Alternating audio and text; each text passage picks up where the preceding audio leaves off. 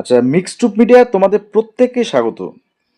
আজকে এই ভিডিওটা তোমাদের কাছে অনেকটা ইনফরমেটিভ যেমন হচ্ছে, পাশাপাশি তোমাদের বিভিন্ন বিষয় নিয়ে যে সমস্যা বা চিন্তার তোমাদের বিষয় হয়ে দাঁড়িয়েছে সেই বিষয়গুলো নিয়ে আলোচনা করব।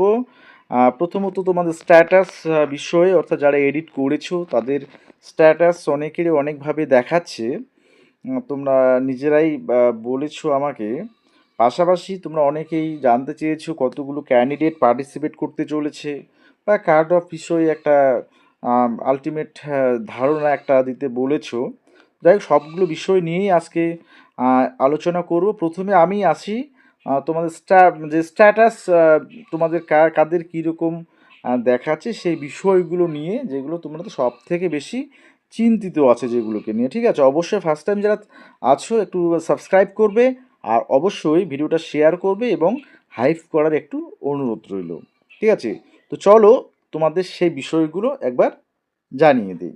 আচ্ছা, প্রথমেই তোমাদের বলি যে তোমরা যখন স্ট্যাটাস চেক করছো, তোমাদের প্রোফাইল লগ ইন করে স্ট্যাটাস রিপোর্ট যখন চেক করছো, তো তোমাদের যে সমস্যাগুলো হচ্ছে বা যে স্ট্যাটাসগুলো দেখাচ্ছে, দেখো এখানে যে স্ট্যাটাস এই ক্যান্ডিডেটের দেখাচ্ছে সেটা হচ্ছে your application has been accepted for further evaluation verification by the technical experts. তো এখানে তো কোনো রকম সমস্যা নেই।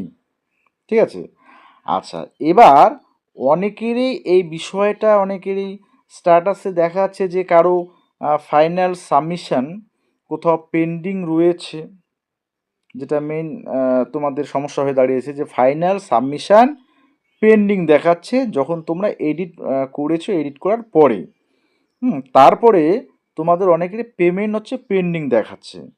তো এই বিষয়গুলো নিয়ে তোমরা চিন্তিত আছো। তো এই বিষয়গুলো কি হবে বা কি করতে হবে বা আদৌ কোনো সমস্যা হবে কি না, সেটা সেটাই তোমাদের আমি বলবো, কারণ তোমরা এই বিষয়গুলো নিয়ে অনেক টেনশন করছো। প্রথম কথা বলি, যদি কারো এরকম থাকে, আমি দেখো সেই বিষয়টাই একবার তোমাদের জাস্ট একবার দেখিয়ে দিই। আচ্ছা দেখো, আমি তোমাদের এই ক্যান্ডিডেটের ডিটেলসটা দেখাচ্ছি একটু। মানে যখন তোমরা হোম পেজে চলে আসবে তখন এই বিষয়গুলো কিন্তু লক্ষ্য করবে। রেজিস্ট্রেশন নাম্বার ডিটেলস এখানে দেওয়া থাকে, যে অল 4 স্টেপ আর কমপ্লিটেড, সমস্ত 4 স্টেপ কমপ্লিটেড হয়েছে এইটাতে 26/8/2025। এখন আমার প্রশ্ন প্রথমেই তোমাদেরকে, যে তোমরা যখন অ্যাপ্লিকেশান করেছিলে অর্থাৎ লাস্ট ডেট অবধি তোমাদের এই জিনিসটা ছিল, অর্থাৎ অল 4 স্টেপ আর কমপ্লিটেড, সমস্ত কমপ্লিট করেছিল, 4 স্টেপ করেছিলে, মানে এই বিষয়টা ছিল। Application final submission is done, সেটাও তোমাদের আগে লেখা ছিল, মানে এডিটের আগের কথা বলছি আমি। ঠিক আছে, পেমেন্ট ইজ ডান। তো এই বিষয়টা আমি তোমাদের বলি যে সেক্ষেত্রে অনেকেরই পেমেন্টটা হয়তো বা সে পেন্ডিং দেখাচ্ছিল, যাদের বিশেষ করে যারা তোমরা গ্রিপস পোর্টাল থেকে করেছো তাদের ক্ষেত্রে তোমাদের নোটিশ দিয়েছে, তোমাদের সেটা ডব্লিউবিএইচআর যে অফিসিয়াল যে জিমেল আছে, হ্যাঁ, বা ইমেল অ্যাড্রেসটা আছে, সেখানে সেই বিষয়টা জানাতে বলেছে যাদের পেমেন্ট পেন্ডিং আছে। ঠিক আছে, তোমাদের ডিটেলস দিয়ে সেটা কিন্তু মেল করতে বলেছে, সেটা তোমরা করবে। তাহলে যাদের পেমেন্ট পেন্ডিং তাদের এই বিষয়টা চলে গেল, ঝামেলা শেষ। আচ্ছা, এবার এডিটের পরে যাদের এই যে অ্যাপ্লিকেশান ফাইনাল সাবমিশান সেটা ডান না দেখিয়ে পেন্ডিং দেখাচ্ছে, তারা বেশি চিন্তায় রয়েছে যে এডিটটা কি তাহলে আমাদের হলো না। দেখো, সেক্ষেত্রে আমি বলি যে সেটা তোমাদের যে একদমই উদ্বিগ্ন হয়ে যাবে বা টেনশান বেশি করবে, সেটা করার এখন দরকার নেই। দেখো, তোমাদের যে সিস্টেমটা রয়েছে অনলাইনে, সেক্ষেত্রে সার্ভারের কিছু সমস্যা থাকতে পারে, তাছাড়া অফিস কিন্তু এখনও খোলেনি। তোমাদের 8 তারিখ থেকে তোমাদের অফিস খুলবে। ঠিক আছে, তারপরে যার যেরকম সমস্যা সেই সমস্যাগুলোর সমাধান তোমাদের হবে। যাদের অ্যাপ্লিকেশান ফাইনাল সাবমিশান পেন্ডিং রয়েছে, অর্থাৎ এডিট করার পরে, যদি এডিট করার আগে অর্থাৎ তোমরা যখন অ্যাপ্লিকেশান করেছো তখনই যাদের পেন্ডিং দেখিয়েছে তাদের কিন্তু সমস্যা হবে অনেক। কিন্তু এডিট করার পরে যদি কারো পেন্ডিং দেখায় তাহলে সেটা কোনো সমস্যার বিষয় নয়।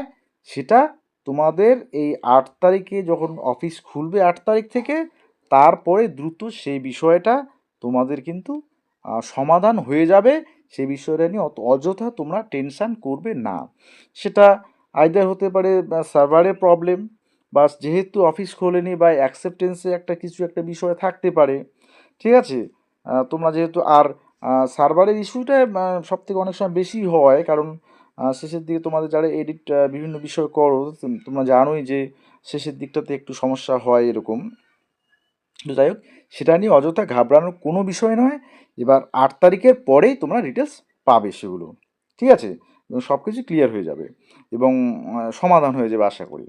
এবার তোমরা অনেকে জানতে চেয়েছিলে যে কীরকম ক্যান্ডিডেট, কতগুলো ক্যান্ডিডেট জিএনএম বা বিএসসি বা পোস্ট বেসিক বিএসসিতে এবার পার্টিসিপেট করতে চলেছে। দেখো, এখন বলা যায় এখনও পুজোর ছুটি, 8 তারিখে অফিস খুলবে এবং হচ্ছে অফিস খোলার পরে তারপরে হয়তো বা কিছু তথ্য পাওয়া যাবে।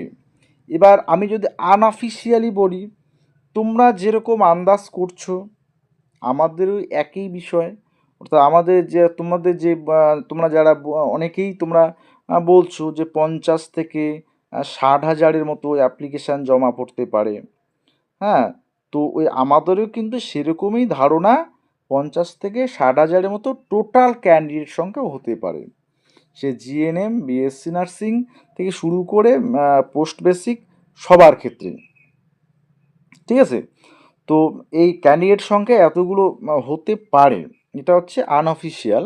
এবার যখন অফিস খুলবে 8 তারিখের পরে, তারপরে সেখানে ডিটেলসটা হয়তো জানা যেতে পারে বা ওনারাও কি সিদ্ধান্ত নেবেন। তোমরা অনেকেরই প্রশ্ন যে স্যার তাহলে এতগুলো হলে ইন্টারভিউ হবে না এক্সাম হবে।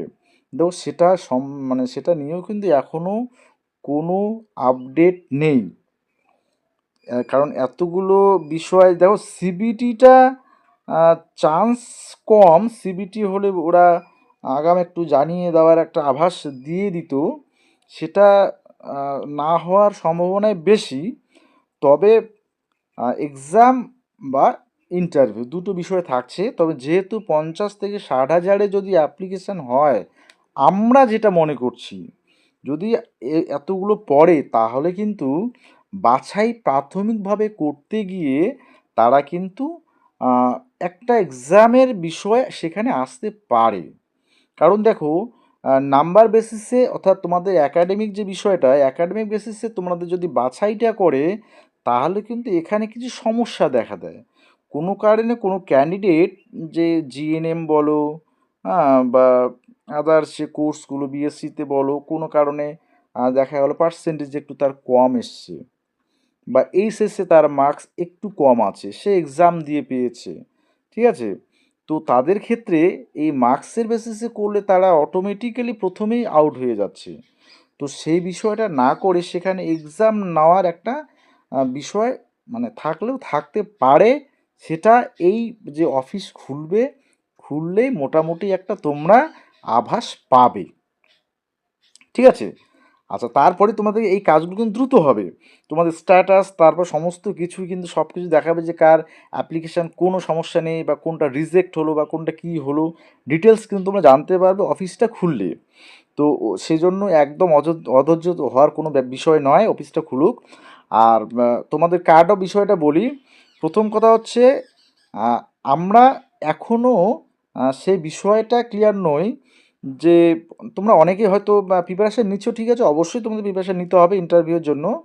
তো ইন্টারভিউ এতগুলো ক্যান্ডিডেট নেবে না প্রথমে একটা এক্সাম নিয়ে বাছাই পর্ব করবে, 50%কে দেখা গেলো বাছাই করলো, হ্যাঁ, তারপরে ইন্টারভিউ প্রসেসটা শুরু হলো, ওদের নিয়ে ফাইনাল প্যানেল তৈরি হবে, ঠিক আছে, এরকম যদি হয়।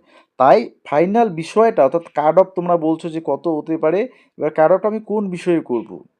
যদি ইন্টারভিউ প্রসেসে হয় তাহলে কিন্তু এই বিষয়গুলো কাট অফ আমি অলরেডি আগে দিয়ে দিয়েছি, ঠিক আছে। এবার পরবর্তী যদি অন্য কোনো পন্থা অবলম্বন করে, অর্থাৎ বাছাই করার ক্ষেত্রে, সেক্ষেত্রে কিন্তু বিষয়টা আলাদা হয়ে দাঁড়াচ্ছে। তাই আমি সবাইকে বলবো কোনো চিন্তা করার দরকার নেই, তোমাদের কাজ প্রিপারেশান নেওয়া, ইন্টারভিউ প্রিপারেশান নাও। যদি তোমাদের এক্সাম হয় তাহলেও তোমার দ্রুত জানতে পারবে, এবং তোমাদের এক্সাম নভেম্বরের শেষের দিকেই যদি হয় তাহলে নভেম্বরের শেষের দিকেই হবে। হ্যাঁ, সেক্ষেত্রে ইন্টারভিউ তোমাদের কিছুদিন পিছিয়ে যাবে, তাই তো? আর যদি শুধুমাত্র ইন্টারভিউ এতগুলো ক্যান্ডিডেটকে নেয়, তাহলে তো কোনো বিষয় নয়।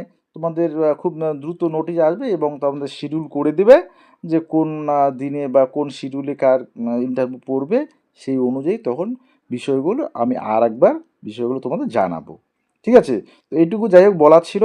আর অবশ্যই এই যে স্ট্যাটাস যাদের এই বিষয়গুলো রয়েছে, তোমরা চিন্তা করার কোনো কারণ নেই। তোমরা ৮ তারিখ অফিস খুলুক, তারপর বিষয়গুলো নিয়ে তোমরা ভাববে। ঠিক আছে?